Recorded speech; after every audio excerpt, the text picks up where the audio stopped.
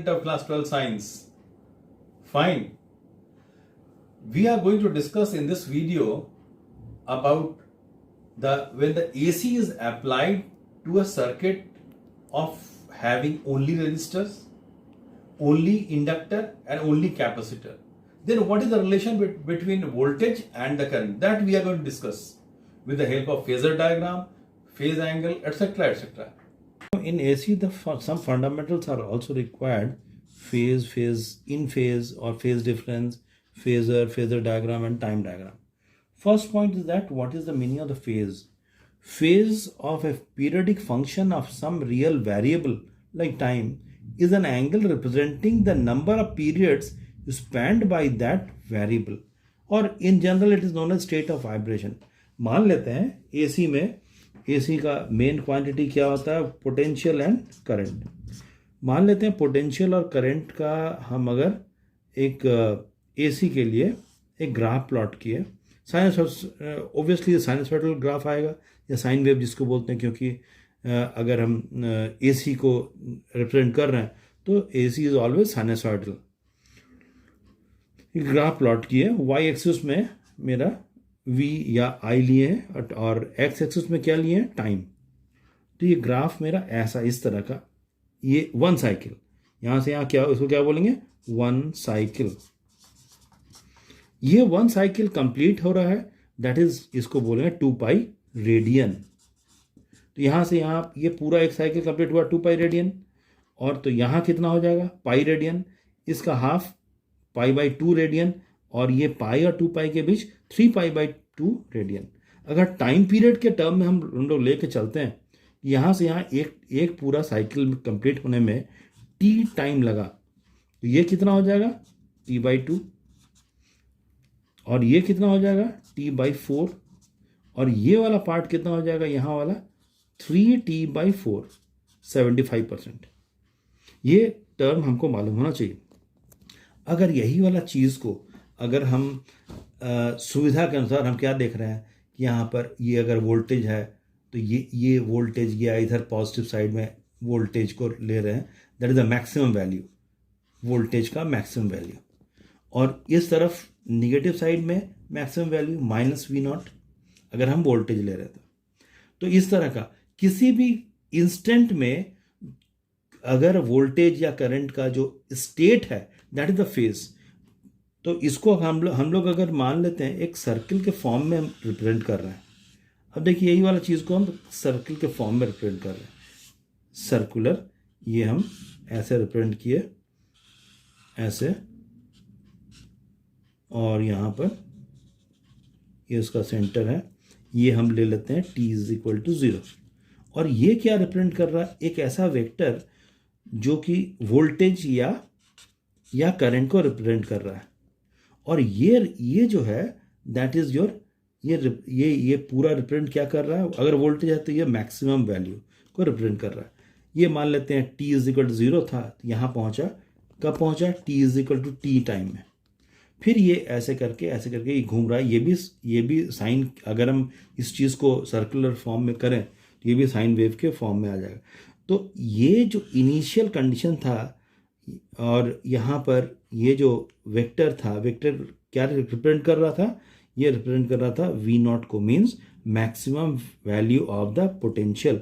और अगर हम इस पर एक ड्रॉप करेंगे परपेंडिकुलर, तो ये क्या रिप्रेजेंट करेगा? That represent the instantaneous potential. Instantaneous, तो हम देखें पार्टिकल या फिर वो AC वोल्टेज या AC क्वांटिटी यहाँ है, यहाँ कुछ अलग इंस्टेंटेनियस होगा, यहाँ कुछ अलग होगा, हर एक पॉइंट में अलग अलग होगा. तो किसी पॉइंट पर, किसी एक पर्टिकुलर इंस्टेंट पर वो पार्टिकल 0 से लेकर, पार्टिकल या वोल्टेज या करंट 0 से लेकर यहाँ पहुँचा है, तो कितना एंगल बना रहा है? That is your theta. और हम ये लेकर चल रहे हैं कि ये जो फेजर है या ये जो वेक्टर है वो ऐसे घूम रहा है, ऐसे जा रहा है, मीन्स एंटी क्लॉकवाइज. और ये जो जा रहा है किस एंगुलर स्पीड से? ओमेगा. तो टी टाइम में यहाँ से यहाँ पहुँचा. हम जानते हैं ओमेगा = क्या होता है? Angular displacement by T. Theta क्या है? Angular displacement. तो थीटा = ओमेगा टी. तो यहाँ पर थीटा इज इक्वल टू क्या हो गया, ओमेगा टी। तो इस पर्टिकुलर टी टाइम में वोल्टेज, ये हम वोल्टेज लेके चल रहे हैं इसलिए वोल्टेज का फेज कितना है, omega T. The phase of this voltage at T time is omega T. इसको दूसरा तरीका से भी हम लोग और समझ सकते हैं कि अगर हम एक ऐसा दो वेव को लेके चल रहे हैं, ये एक वेव है, ये फर्स्ट वेव को रिप्रेजेंट कर रहा है, ठीक है, और ये हम पोटेंशियल वाला एक्सेस लेके चल रहे हैं। एक हम दूसरा वेव भी ले रहे हैं, दूसरा वेव भी है जो ऐसे करके यहां पर ऐसे रिप्रेजेंट कर रहा है। ये वेव 1 है, ये वेव 2, ठीक है। तो यहां पर ये क्या रिप्रेजेंट कर रहा है, ये वेव 2 का मैक्सिमम, मीन्स इसको V2 नॉट कर दिया। और ये क्या रिप्रेजेंट कर रहा है, ये रिप्रेजेंट कर रहा है वेव 1 का मैक्सिमम वैल्यू, पीक वैल्यू या एम्पलीट्यूड इसको बोलेंगे। इधर भी वही होगा, ठीक है। अब अगर ये दोनों वेव, ये वेव 1 था और ये वाला क्या था, वेव 2, दोनों वेव अगर इस तरह से यहाँ पर क्या था, यहाँ आपका फेज π/2 था, यहाँ पर भी कितना था, यहाँ था आपका 3π/2 और ये 2π था यहाँ पर, और यहाँ कितना था, पाई। तो यहां पर अगर हम देख रहे हैं इसका पीक वैल्यू, पहला वेव का पीक वैल्यू और दूसरा वेव का भी पीक वैल्यू अगर एक ही लाइन में है, तो फेज डिफरेंस क्या हो जाएगा, 0। तो मैक्सिमम और peak value of the first wave and second wave meets or are in the same line, then we are going to say these are the phase difference is 0. So both wave 1 and wave 2 are in phase,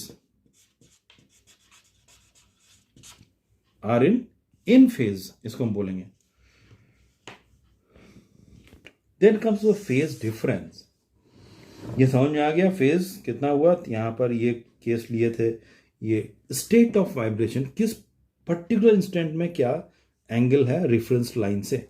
now यहां पर ये क्या, ये वाला graph में क्या show किया गया कि अगर the peak is same in the same line, means here in the AC the current और the wave 1 and wave 2 peaks at the same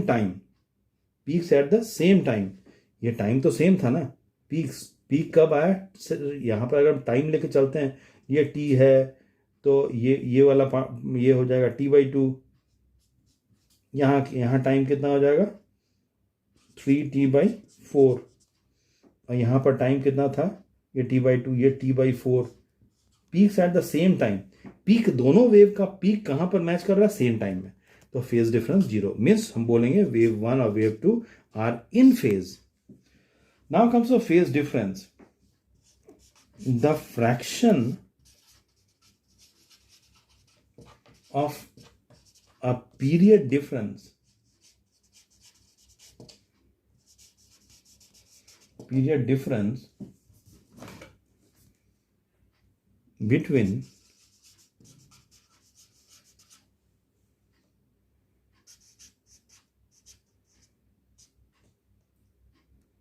between the peaks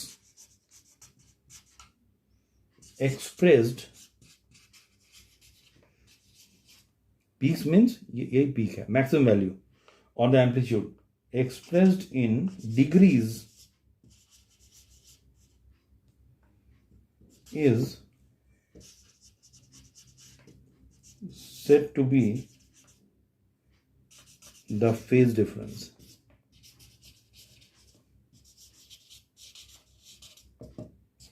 set to be phase difference, ठीक है।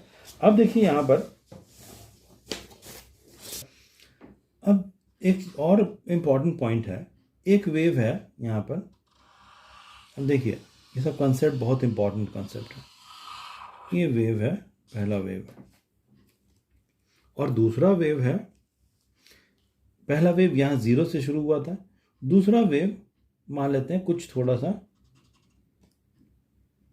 आगे से शुरू हो रहा है, और वो ऐसे करके ऐसे करके ऐसे करके जा रहा है। ये वाला वेव, ये ऐसे गया वेव। दो वेव यहाँ पर रिप्रेजेंट किया, और दोनों का पीक वैल्यू अलग है। इसका पीक वैल्यू यहाँ पर ये है, और इसका पीक वैल्यू ये है। दोनों का पीक वैल्यू अलग है। ये जो लीनियर डिस्टेंस, ये एक्स डिस्टेंस है, ये Y X axis, Y axis. ये हम दूसरा वेव और पहला वेव में जो डिफरेंस है, दैट इज योर, मान लेते हैं ए, लीनियर डिस्टेंस है। तो हम लोग को ये जो लीनियर डिस्टेंस है, कितना लीनियर डिस्टेंस है, दैट इज ए मान लिया। तो हम लोग क्या जानते हैं मैथ्स के अनुसार भी, कि ये यहाँ से यहाँ ऐसे एक वेव है, ये कितना का एंगल हो रहा है, 2 पाई रेडियन। तो हम लोग, और ये पूरा एक साइकिल का लीनियर डिस्टेंस को क्या बोलते थे, दैट इज लैम्डा, वेवलेंथ का कंसेप्ट था। तो हम लोग यहाँ पर बोल सकते हैं कि when lambda for the one cycle, for one complete cycle of wave, when lambda is the linear distance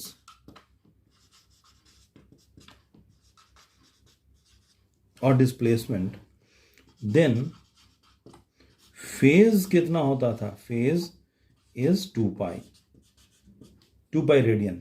एक के लिए, वन साइकिल के लिए यहाँ से यहाँ 2 पाई रेडियन, और ये लीनियर डिस्टेंस क्या होता था, लैम्डा, और ये एंगुलर डिस्प्लेसमेंट कितना था, 2 pi, that is the phase. Similarly therefore when a is the linear distance, then the phase is 2 pi a by lambda. तो यहाँ पर हम लोग, ये क्या निकला, फेज। तो फेज निकालने के लिए यहाँ पर हम लोग कर सकते हैं 2 पाई बाई लैम्डा इंटू, ये जो ए क्या था, ए यहाँ से यहाँ तक ये वाला आगे बढ़ा हुआ था, दैट इज योर ए को हम लोग बोलेंगे पाथ डिफरेंस। ए क्या था, लीनियर डिस्टेंस था जितना आगे, वो यही तो पाथ डिफरेंस है, that is the path difference. तो फेज इज इक्वल टू इतना। अगर हमको पाथ डिफरेंस निकालना होगा तो इसी फॉर्मूला से path difference is equal to lambda by 2 pi into phase difference या phase. Very important relation, specially in the waves chapter, in the AC as well as in the optics, very important relation। हम लोग कैसे कैसे निकालते हैं। Okay, now comes the phasor।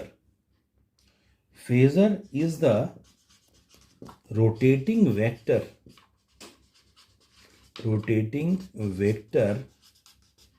which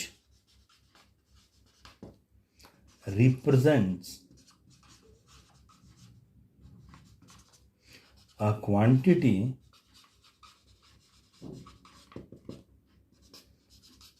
varying sinusoidally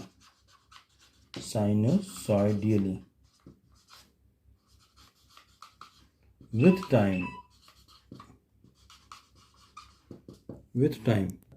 Now phasor is the rotating vector which represent a quantity varying sinusoidally with time। अब देखिए phasor का मतलब क्या है। फेजर का मतलब है एक ऐसा वेक्टर है, ये रेफरेंस लाइन है, एक ऐसा वेक्टर है जो किसी एक ऐसी क्वांटिटी को, चाहे पोटेंशियल हो या करंट को रिप्रेजेंट कर रहा है। मान लेते हैं ये पोटेंशियल को रिप्रेजेंट कर रहा है V0 मैक्सिमम, और ये एक रोटेटिंग वेक्टर है। About this origin it is revolving naturally, it is customary that we have to take it anti-clockwise as a positive। ये ओमेगा वेलोसिटी से घूम रहा है और एंटी क्लॉकवाइज घूम रहा है, मीन्स वो पॉजिटिव डायरेक्शन है। और अगर क्लॉकवाइज है that is a negative direction. ये कस्टमरी, ये ऐसा मान लिया गया, यूनिवर्सली एक्सेप्टेड है। तो ये वाला एंगल ओमेगा से घूम रहा है, यहां से यहां पहुंचा उसका वोल्टेज, और ये हो गया दैट इज ओमेगा टी, ठीक है। और ये यहां पर इसका प्रोजेक्शन हम लोग यहां पर ले सकते हैं। तो ये वाला, ये जो वेक्टर हुआ that is a phasor vector या फेजर एंगल, ठीक है। नाउ एक टर्म आता है phase diagram and time diagram. Phase diagram and time diagram, ये दोनों बहुत इंपॉर्टेंट है समझने के लिए। फेज डायग्राम में हम लोग कभी भी मान लेते हैं वोल्टेज का ही ले रहे हैं। फेज डायग्राम में हम यहाँ पर ये वोल्टेज को रिप्रेजेंट किए, ये फेजर को रिप्रेजेंट कर रहा है, ये फेजर है जो कि वोल्टेज को रिप्रेजेंट कर रहा है, मैक्सिमम पीक वैल्यू, ये ओमेगा टी। और ये तो हो गया इसका वी। करंट अगर ये आगे है या पीछे है, मान लेते हैं करंट अगर यहाँ पर ऐसे है, अगर ये दिया हुआ है, मान लेते हैं क्या दिया हुआ है कि करंट जो है पोटेंशियल से आगे है, बढ़ा हुआ है कुछ एंगल, ये वाला एंगल ये 90 डिग्री मान लेते हैं। तो ये करंट का को हम लोग ऐसे रिप्रेजेंट करेंगे, यहाँ पर करंट का ये पीक वैल्यू होगा दैट इज आई नॉट। ये पोटेंशियल था, पीक वैल्यू वी नॉट। और इस अगर ये ऐसे जा रहा है मीन्स एंटी क्लॉक जा रहा है, तो ये आगे जा रहा है, इसका एंगल ज्यादा, और करंट का डायरेक्शन कितना था, 90 डिग्री आगे था, means current is ahead then the potential. Potential से ये ज्यादा था क्या, करंट। तो ज्यादा का मतलब हम लोग कैसे जाएंगे, एंटी क्लॉकवाइज। कम होता तो किधर जाते हैं, लेस, तो ऐसे जाते हैं अगर लेस एंगल हमको शो करना होता है। तो ये तरीका है how we are going to represent the phase diagram. And the time diagram के लिए कंटिन्यूस, टाइम डायग्राम के लिए मान लेते हैं यहां पर द कंटिन्यूस और एनालॉगस, और हम लोग बोलते हैं एनालॉग, जो बोलते हैं सिग्नल वही। जैसे पहला ये साइनसॉइडल वेव है, ये मान लेते हैं वोल्टेज को रिप्रेजेंट कर रहा है। और अगर एक दूसरा कुछ वेव है जो कि करंट का, अल्टरनेटिंग करंट का वेव है, वो अगर कम है या ज़्यादा है, कम अगर है तो हम लोग नीचे से शुरू करेंगे, और ज़्यादा है तो ऊपर से शुरू करेंगे। तो वो डिपेंड करेगा कि आई और वी में क्या रिलेशन है। मान लेते हैं कम अगर है तो हम लोग उस वेव को, करंट का वेव को ऐसे रिप्रेजेंट करेंगे, और उसका नेचुरल है कि पीक वैल्यू कम होगा, उसका करंट का पीक वैल्यू हमेशा पोटेंशियल के पीक वैल्यू से कम होगा, because potential is the cause of the current, driving part of the current, driving force of the current. इसीलिए हम लोग हमेशा लिए लेके चलते हैं। तो ये क्या रिप्रेजेंट कर रहा है यहाँ पर, दैट इज अ लेस। और अगर ज़्यादा होता तो हम क्या करते हैं, ज़्यादा अगर होता, ये तो हो गया लेस। अगर मान लेते हैं ये करंट हमको ज़्यादा शो करना है, ज़्यादा मतलब करंट आगे है, अहेड है, तो हम लोग को ऐसे शो करते हैं, करंट का ऐसे शो करते हैं, ऐसे शो करते हैं। ये मोर मीन अहेड, ये लेस था, लैगिंग बिहाइंड, करंट यहाँ पर आई था, यहाँ पर आई। दोनों हम लोग एक्सप्रेस, ये आगे हम लोग को करना होगा। तो लेकिन याद रखने की बात यही है कि हम लोग यहाँ पर क्या कर रहे हैं, टाइम डायग्राम कैसे ड्रॉ करते हैं। फिर से एक बार देख लीजिए, ये हो गया पोटेंशियल का कर्व। अगर करंट हमको ऐसा कोई केस आया जहाँ पर अगर लिखा हुआ है पोटेंशियल से करंट लैगिंग है, करंट लैगिंग है मीन्स कम है, तो हम लोग ये वाला पार्ट यूज़ करेंगे, नीचे निगेटिव वाई में जाएंगे। और अगर कहीं पर ऐसा कंडीशन है कि current is ahead by a certain phase with a potential, तो हम लोग ऊपर वाला ऐसे यहाँ से यूज़ करेंगे और इस तरह से ग्राफ प्लॉट करेंगे। और फट